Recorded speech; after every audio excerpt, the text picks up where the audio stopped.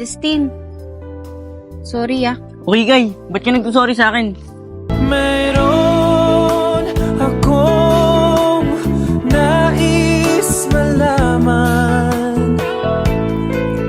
Maaari bang magtanong? Kikay, hindi kita maintindihan. Ano ba nangyari sa'yo? May problema ka ba? Justin, nag-usap kasi kami ni Aaron. Justin, huwag ka naman magalit. Nag-usap lang naman kami. Kikay, ba't ka nakipag-usap sa kanya? Para saan pa? Bakit? Gusto mo siyang balikan? Justin, ang kulit-kulit kasi niya eh. Gusto niya akong kausapin. Tapos pag kinausap ko na daw siya kahit saglit lang, titigilan niya na ako at hindi niya na ako kulitin. Kaya pumayag na ako na makipag-usap sa kanya. Oh, ano naman yung sinabi niya sa'yo? Sabi niya mahal niya pa daw ako at gusto niya makipagbalikan sa akin. Tapos iwan na daw kita. O bakit, Kikay? Kaya mo ba sinasabi sa akin yan? Gusto mo makipagbalikan sa kanya? O sige, wala namang problema sa akin eh. Justin! Alam mo bang matagal na kitang iniibig? Matagal na akong naghihintay. Ngunit mayroon kang ibang minamahal. Kung kaya't ako'y di mo pinapansin. Justin, hindi naman sa ganun. Kaya ko lang naman sinasabi sa ito kasi ayoko na maglihim sa'yo eh. Kasi mahal kita. Ngunit ganon pa man, nais kong malaman mo. Ang puso kong ito'y para lang sa'yo. Mga tol, may plano sana ako eh. Ron, ano yung plano mo? Makipagkaibigan sana ako kay Justin. May pagkaibigan? Mukhang malabo yata yung sinasabi mo. Mga tol, di malabo yun. Tsaka alam naman natin, di ba? Mababait yung mga yun. Di ba dati Ron, ayaw na ayaw mo may pagkaibigan ka Justin? Iba ata ip ng hangin ngayon, bumabaliktad ka na. Tsaka Ron, kaya ba makita si Justin tsaka si Kikay na magkasama sila sa harap mo? Mga tol, di naman na yun yung purpose ko eh. Makipagkaibigan ako sa kanila kasi may plano ako. Ron, ano ba kasi ang plano mo? Ibig sabihin, magpapanggap tayo na mabait sa kanila para matuloy ang planong gusto mo. Ganun na nga, Benz. Kaya sana, matulungan nyo ako sa gagawin kong plano. O sige Ron, ano bang plano yan? Mga tol, tsaka ko na sa inyo sasabihin. Pagkaibigan na natin sila. Sige Ron, ikaw bahala. Ron, kailan ba natin sila kakausapin para may pagkaibigan sa kanila?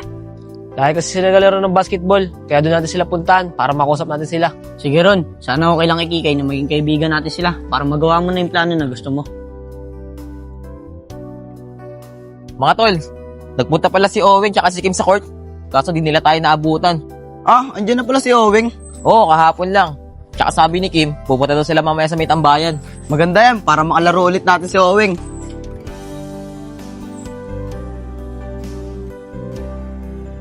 Mga tol, mukhang may event sa court. Baka di tayo makalaro. Oo nga, no. Pero tignan muna natin, baka patapos na yan. Tara.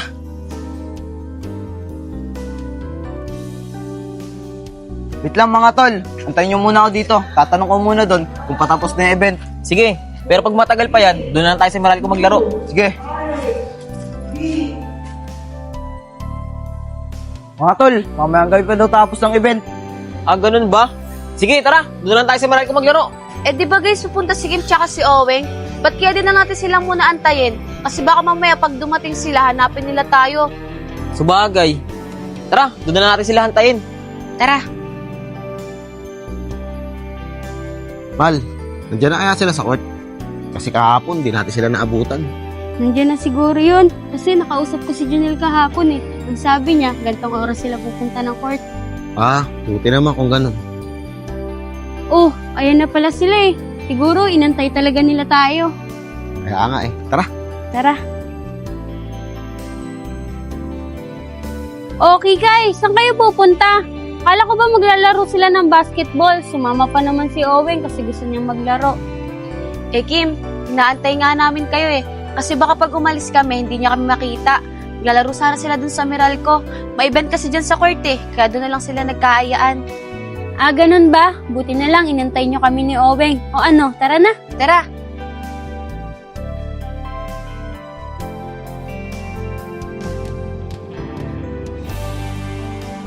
O Vince, ang dami mong chichirya. Ano gagawin mo dyan? Di ba sabi mo, pagkaibigan tayo sa kanila? Ito, bibigyan ko sila pagkain. Ang lupit mo talaga. Tara, puntahan sila sa court. Tara. Ron, wala sila dito. May event sa court. Nasaan kaya sila? Ah, ganun ba? Tara, tignan natin sila sa kabila. Baka nandun sila. Tara. Ron, ayun sila. Saan kaya sila pupunta? Ah, baka doon sila pupunta sa kabilang court. Tara, puntahan natin. Tara. Tara mga tol, ayun na sila. Bilisan na natin. Sige Ron, tara.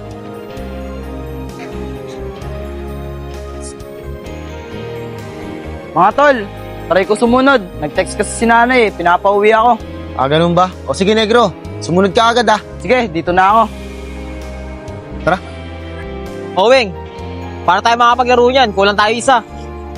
Sige, pag di nakasunod agad si negro, hanap lang tayo ng kakampi doon. Sige, para makapaglaro tayo. Kaya nga eh.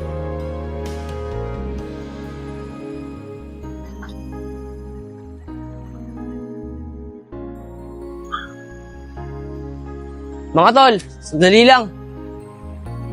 O bakit, Aaron? Ano na namang problema mo? Kikay, huwag kang mag-alala. Di ako pumunta rito para manggulo. Pumunta ako rito para may pagkaibigan kala Justin. Oo nga, Kikay. Sana matanggap mo kami bilang kaibigan nila Justin. Ano?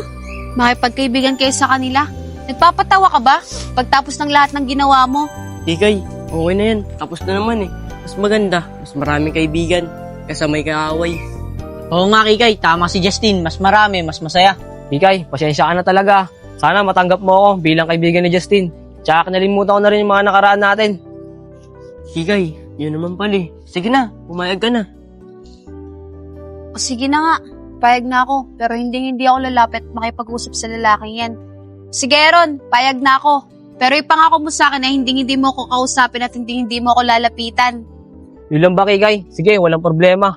Para respeto na rin para kay Justin. Guys, nagmerienda na ba kayo? Ito, may dala ako. Sige na, wag na kayo mahiya. Ay, ng mga tropa. Opo, dalawa sa'yo, tatlo sa akin. Tin, tama lang yung desisyon mo na nakipagkaibigan tayo sa kanila. Tignan mo naman, oh. Paldo kami ni Pongpong. Kayo Oo. talaga eh, no? Basta talaga pagkain ang bibilis nyo. Tara na nga! Tara, sama na kayo sa amin. Maglalaro kami basketball.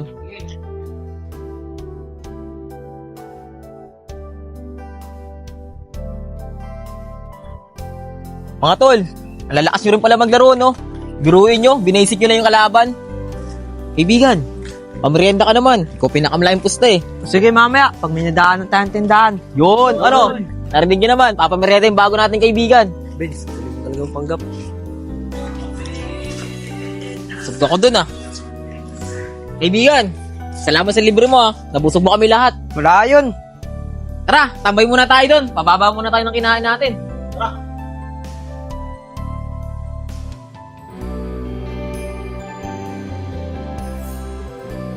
Nga pala kaibigan, ano nga pala pangalan mo? Ako nga pala si Arbenz, ayun naman si Badong, tsaka si Aaron.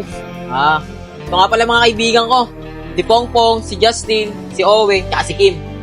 Ay, siya nga pala. Ito nga pala si Kikay. Oh, Jonel, kilala ko na yan si Kikay.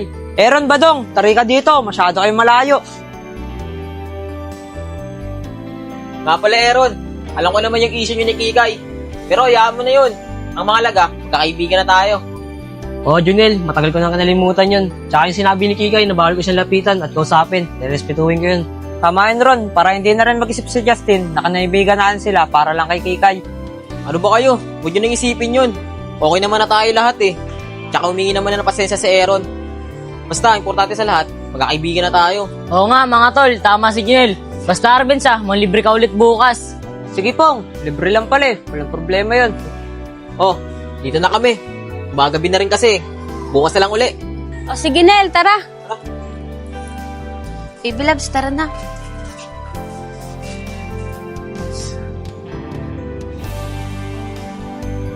Ron, galing umakting ni Arbenz Gumastos pa talaga para mapaniwala sila Justin. Ron, nakuha mo na gusto mo, naging kaibigan natin sila. Ano sunod mong plano? Mga tol, kailangan natin ng bahay na pag-iinuman. Kasi, aayayan din sila mag-inom. Yung papainuman din sa kanila, talaga din papatulog. O sige Ron, nandun na tayo sa napatulog mo sila. Eh ano naman sunod mong gagawin? Vince, pag nakatulog ko sila, gagalawin ko si Kikay. Para pag nabuntis siya, babalik siya sa akin. Mukhang delikado yung plano mo. Sige, sabihin na natin na buntis mo si Kikay. Pwede ka agad niya ipakulong kasi merong ebidensya. Ron, pag-isipan mo mabuti ang plano mo. Baka nabibigla ka lang. Oo nga Ron, pag nabuntis mo si Kikay, malamang damay kami dyan. Mga tol, ano ba kayo? Sa tingin nyo, papayag ba yung si Kikay na makukulong yung magiging tatay ng anak niya? Dalawa lang yan, Ron. Pwedeng oo, pwedeng hindi. Pero kung yan talaga gusto mo, sasamahan ka namin. Maraming salamat sa inyo mga tol ah. Huwag kayong mag-alala, hindi kayo madadamay.